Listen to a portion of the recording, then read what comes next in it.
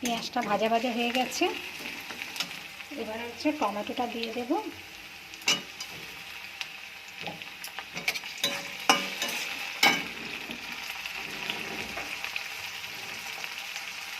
হলুদ দেব,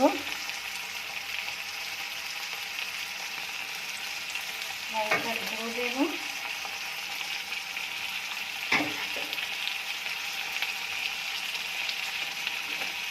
নুন দিয়ে দেব,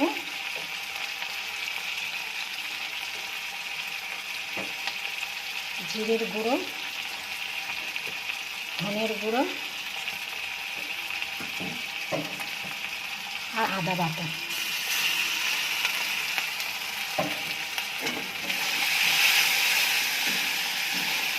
সামান্য একটু জল দেবো, নাহলে মশলাটা পুড়ে যাবে।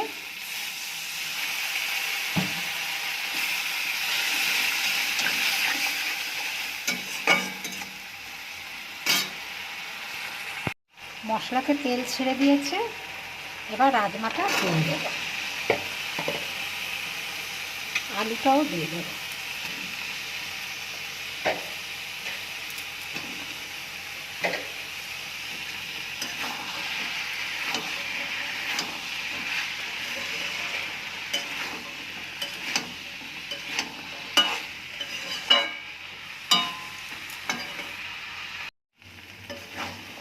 রাজমাটা কষা হয়ে গেছে, এবার আমি জল দিয়ে দিচ্ছি।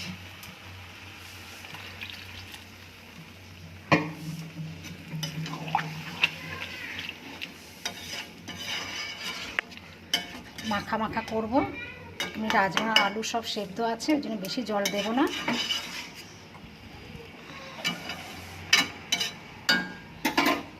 এবারে ঢাকা দিয়ে দেব। রাজমা হয়ে এসেছে, এবার সাপাটা চিনি দিয়ে দিচ্ছি, এবার গরম মশলা দিয়ে দিচ্ছি।